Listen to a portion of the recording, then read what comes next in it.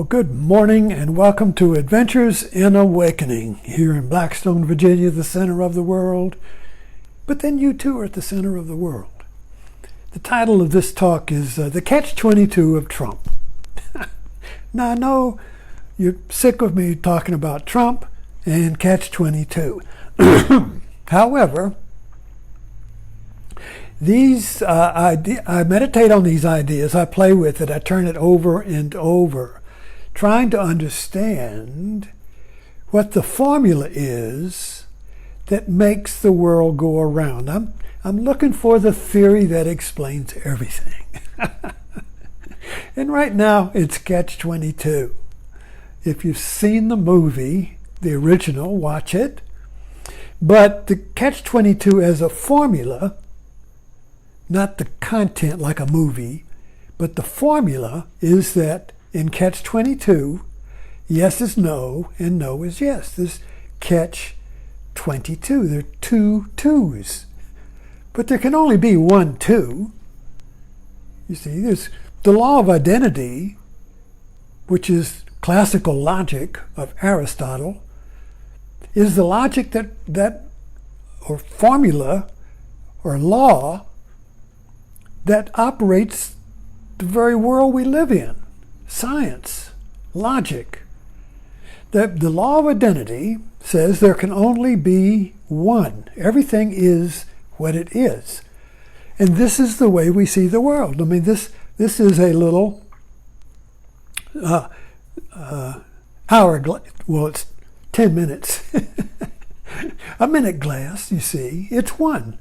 It's not a cup of coffee. You see. So what is it? Well, you'll see. It's maybe different names. It's a mini time glass, hourglass, minute glass, whatever you want to call it. It's one. It's not two. You see, it's not something else. An apple is an apple. It's not an orange. It cannot be an orange and an apple at the same time. It's either something is either this or that, you see. Then people can argue, well, it's this, no, it's that.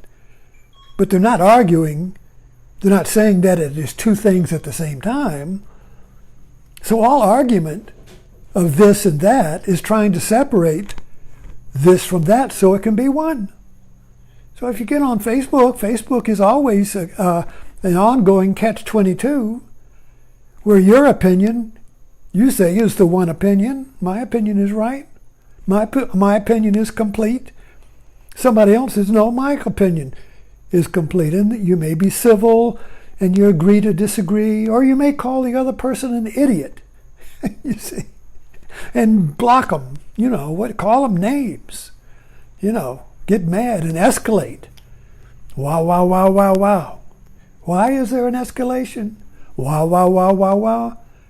Because the two, in other words, this is one, but what if you cut it here and made it two?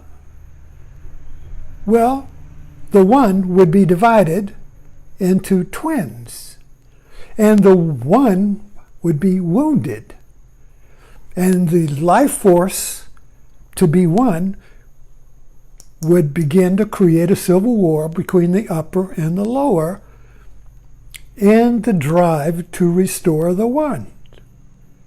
You see, but then each half wants to be the one, but it can't because it's two.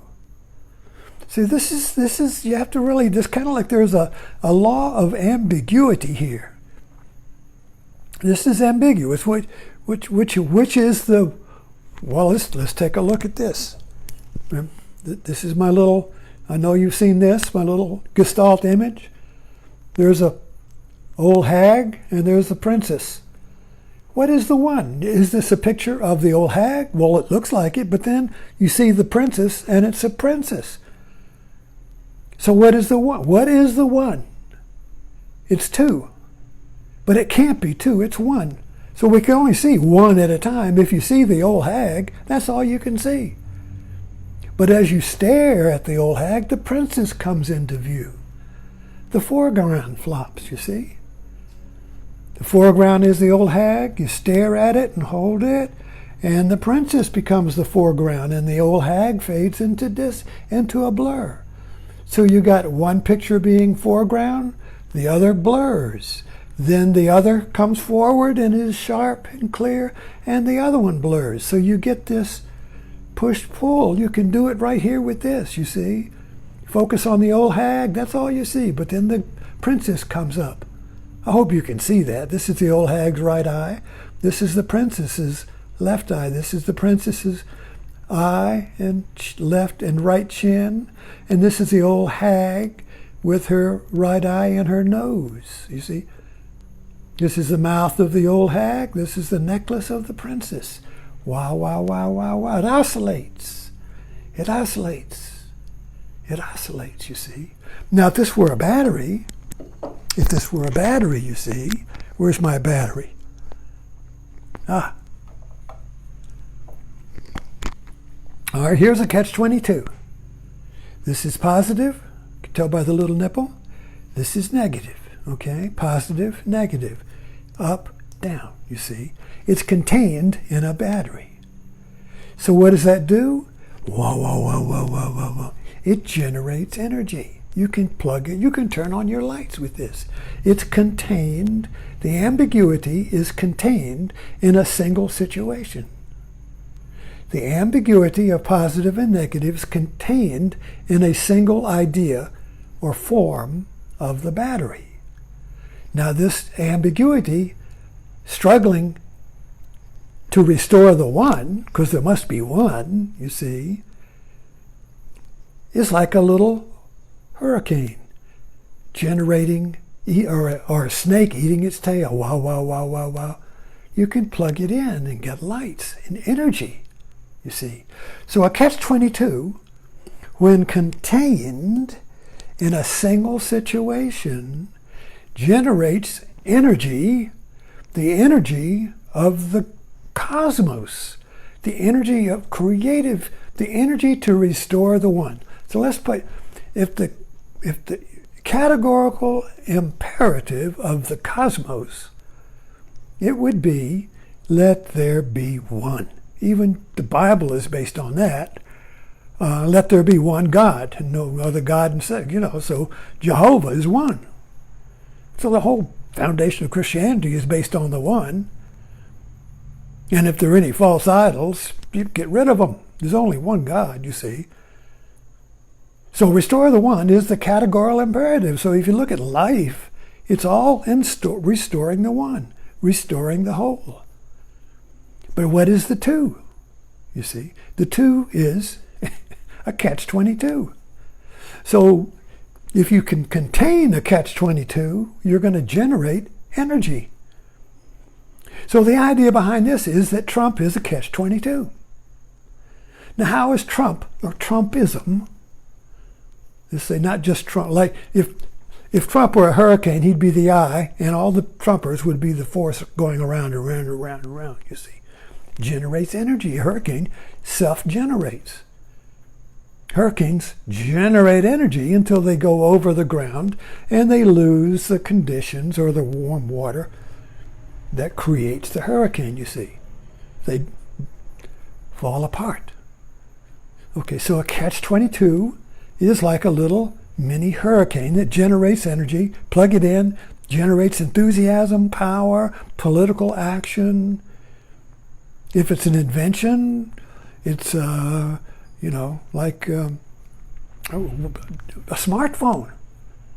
A smartphone is an idea that generates power. So all inventions are little catch-22s that contain the pairs of opposites and generates power. It's in your life. You're looking around, and you think, oh, this house would look this room would be so much better if I painted it. Oh, I'll paint the room. Suddenly, you got all this energy. You go buy the paint. You get the bucket. You get the stuff. You get the ladders. And you work all day long to paint this room. You generate the idea of painting the room. See, so the idea, so you feel like This idea would be, I need something. I need something. Then this idea, I'll paint the room. Now suddenly you've got these two opposite ideas generating energy, and you have all the energy in the world. You paint this room, and you finish it, and you go, and there's a little spot over there on the wall. Oh, I missed that. I'll get around to that. And maybe a year later, that spot's still there. Maybe you can't get the energy up to do it. The energy was in the idea. It's not in the paint. It's not in the wall. But the idea lost its power because it concluded, you see. That's just an example of how in everyday life ideas generate energy, but the idea is born out of a contradiction. I need something. I'll do that. Or you come up with, there's a problem. Kitchens are full of little ideas that solve contradictions. You know, whatever you do, you're a shop, you're a car mechanic, whatever you do, you're going to be creating or buying tools that solve contradictions. So you have a little problem. The tool, this tool doesn't do it all. I get an idea. And you go either create the tool and generate a whole business, maybe a worldwide empire on that one idea. You see? And it generates energy. But then when the idea loses power, the conditions have changed, the corporation goes bankrupt. Or you move on and do something, or maybe you're Bezos and you go, well, I think I'll go fly to the moon now. You see? He's bored with Amazon. Anyway, I hope you get the idea of a generator here. So getting back to Trump, how is Trump catch-22?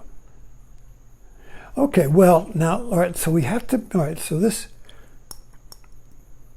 getting back to this, so, well, maybe, all right, well, let's use this, all right. So in Trump, you have his people, followers, who feel victimized by the modern world, by changes in gender, by changes in race, by changes in social roles, by changes in the economy. I lost my job. My daddy went to work in a factory his whole life, and now I can't find a job. I can't have any security. Who did it? I feel the victim. So you got a victim population there. And a victim is looking to get out of the pain of being a victim. Who can save me? You see, the victim needs a savior, which means the feeling a victim is kind of guilty. I shouldn't be a victim. I should be assertive, in control. I should be the one. But you see, somebody else is the one. Somebody else took away my oneness. Who did it, you see? Whoever took away my oneness makes me feel the victim, and there's a guilt in there. You know, I shouldn't feel the victim. I shouldn't be this way, but I am.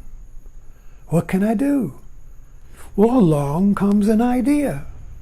Along comes the Savior. Now, the Savior is not external, you see. The catch-22 of the Savior is that the Savior is a victim Savior. The Savior is the one, the victim Savior. So this is the Savior here. This is the victim. So the Savior is going to fill the victim and make it whole, feel complete, you see. But the Savior and the victim are one. But put them together in Trumpism, you have a catch-20, you have an energy generator. You have enthusiasm.